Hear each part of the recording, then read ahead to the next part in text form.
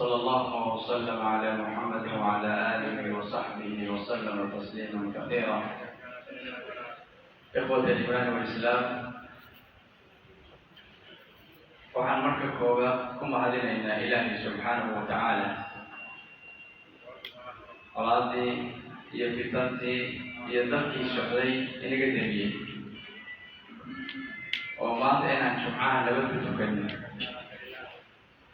guryaheennina amaan uga soo toosno, salmugiina aan u fadhiisanno. Ilaahay nicmada ina siiyey allahaasaan marka hore ku mahadinaynaa.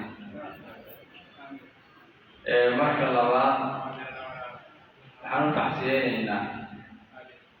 bulshadii reer Boosaaso oo wixii halkaa ka dhacay dhibku ka soo gaadhay, mid nafeed iyo mid maal labadaba. wax Ilaahay og yahay baa meesha ka dhacay. Ilaahay baana subxaanahu wa tacaala aan ka baryaynaa inuu u faragoodo bulshadaas oo alla uu caawiyo, waana uga tacsiyeynaa dhibka dhacay. reer Puntland iyo ummadda Soomaaliyeed waa uga tacsiyeynaynaa. waana ber madow oo Puntland ku taala wey. wixii Boosaaso ka dhacay wuxuu ku yahay Puntland ber madow oo ku taala oo soo korodhay. waxaan Ilaahay ka baryaynaa iyadoo kale isa soo noqon. wixii halkaa ka dhacay dad badan baa wax ku gaadheen, laakiin waxa ugu daraa qoyskii 5 qof ay hal mar ka dhimatay. waa hal qoys oo hal mar ay 5 qof ka dhimatay. iyagiyo inta kaleba Ilaahay subxaanahu wa tacaala waxaan leenahay sabir iyo iimaan ha ka siiya wixii meeshaa ka dhacay. waxaan bulshada ugu baaqaynaa reer Boosaaso iyo guud ahaan Puntland iyo guud ahaan ummadda Soomaaliyeed meel kastay joogaan adduunka, dadkaas waa dhiban yahay in loo gargaaro oo loo soo gurmado. guryahoodii bay ka barakaceen,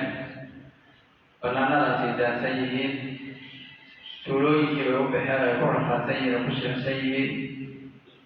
waxay ku sii bixeen Ilaahay unba og, say ku soo noqon lahaayeen alle unba og. waxaa la ii sheegay baabuurka 400 iyo ziyaado in lagu raacay oo dollar. masaakiin markii horeba waxay cunaan iyo utilyoomkooda la rafaadayay.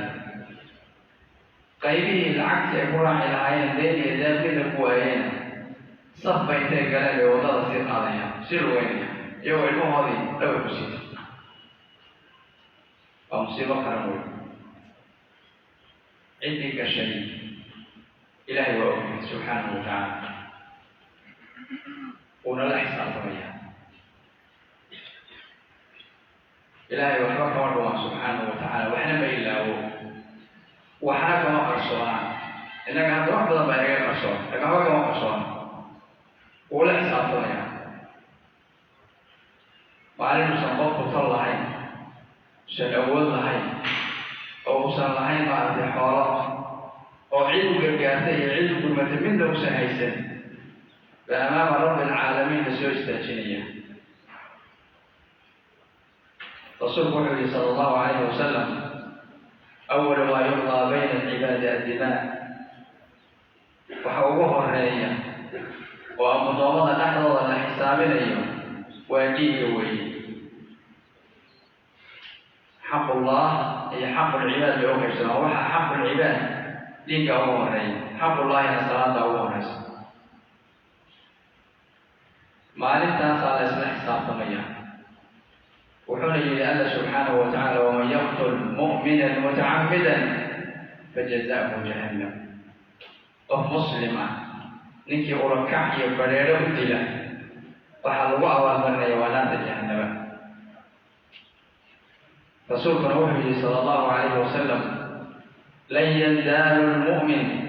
fii fusxatihi min diini maa lam yusib daman xaraama. qofka mu'minka ah diintiisa fursad iyo makhraj inuu haysto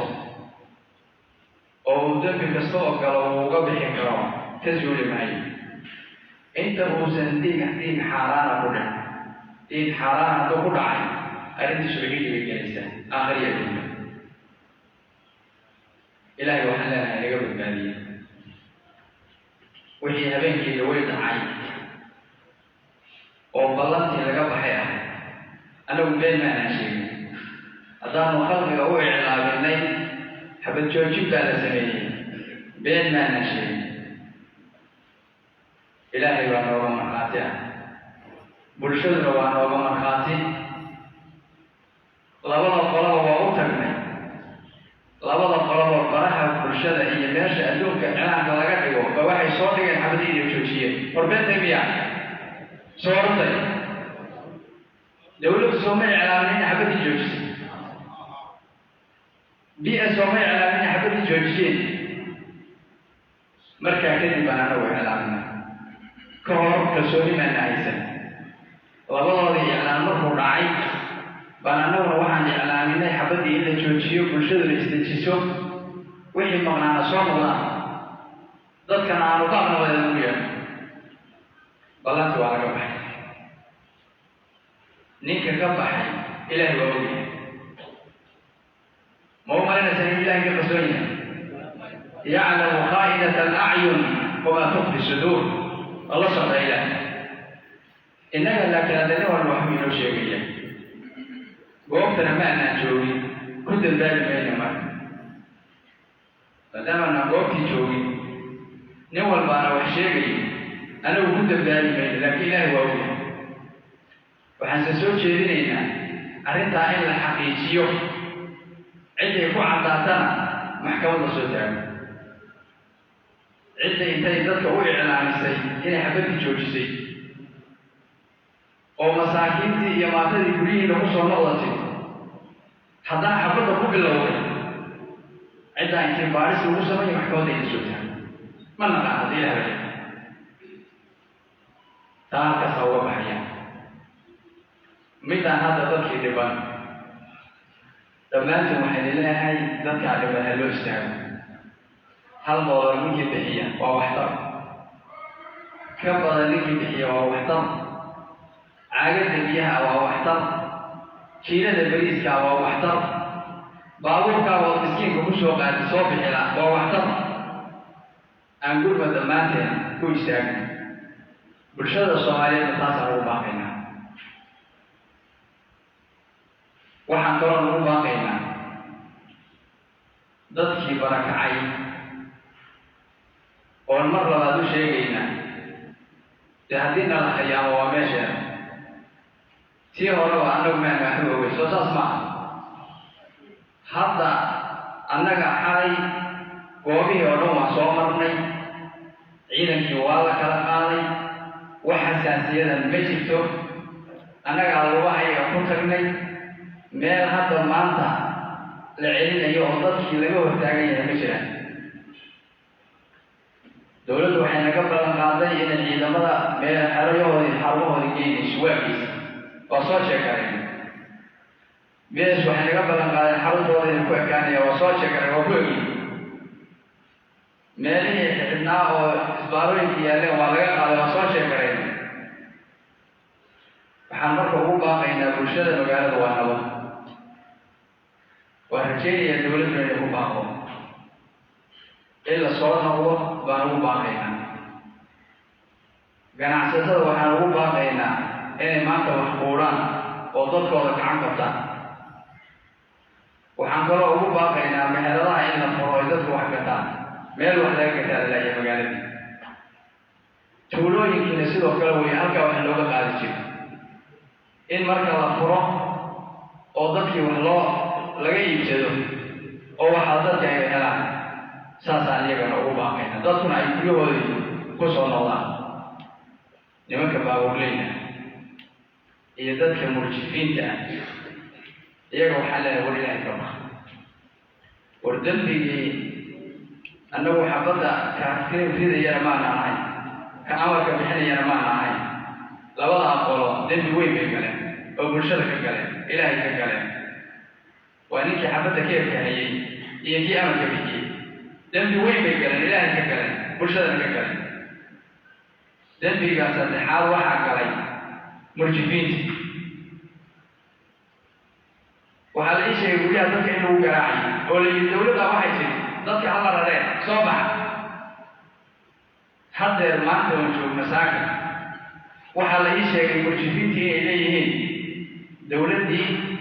وأنا ميسن بعدين تقال يقول بجدا محايا لأفكار يعني كما صوبحين هذا صون الله ما يسن المجال الله فرق سيدي ما أنت دولة وكلام لاقيه وهذا تطبع إليه أنا ملي سادة تطبع مصر غرية ولا تدري أن البنت ولا اللوء ويرك اللوء باللوء مرة اللوء ميزان nimankii murjifiinta halkaas ka damarayaan waxay rabaan haddii qoyska laba magaalada ku haray inay sii qaadaan dadka kalena meesha ku hayaan dadka ilaahay baa ka sheekeeya murjifiin baa lahaa ilaahay wuxuu leeyahay subxaanahu watacaala وإذا جاءهم أمر من الخوف أو الأمن أذاعوا به هذه وحون يصوب حاله أرينا أن الحماية يصوب حاله قيل قادية دعاية بروباغندا بلاغية ولو ردوه إلى الرسول وإلى أولي الأمر منهم لعلمه الذين يستنبطونه هذا يوعي لها أن الرسول إلهي ذاتك الحل والعقل ولو كان حقيقة يوحد شيئا كثير من القرآن بلغ قادنا تنمو دولة بوليه ذات أهل الحل والعقل يأتروا وهوشي كنشر دعي يدفك دعي إذا أهلنا ورسوله والحقية وحمريا سي وحيين لكن ولد منهم مرجفين إلا قطع توقف مع زحمة ذاتك نوعا سوحلان ذنبك سنحاول هلكا كدعي لك قالني إلهي وقبضتك حول حالان والنطق عادتنا وحبا إذن سري معيا قيبك وكذا ضعوف فيها بكدومين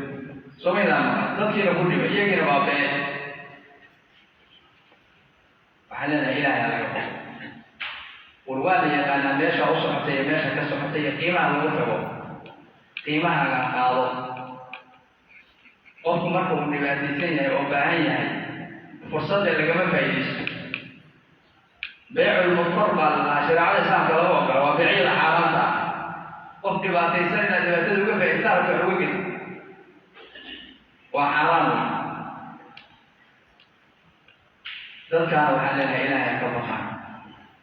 allah u toobadkeenaa dembigay galan ha ka noqdaan bulshada wixii la soo celiyay qiimihii lagu soo celin jiray ku soo celiyaan kii meel u socda qiimihiisii ha ku qaadaan sicir bararka ha joojiyaan maamulka waxaa ugu baaqaynaa inay baaq degdega soo jeediyaan oo bulshada yidhaahdaan magaalada ha lagu soo noqdo oo yidhaahdaan magaalada ha la furo oo ganacsigii iyo wixii xidhnaa iyo wixii la kala socodsiinayay ay amar ku bixiyaan in la furo waxaa kaloo ugu baaqaynaa dadka murjifiinta waa la yaqaanaa in wax laga qabto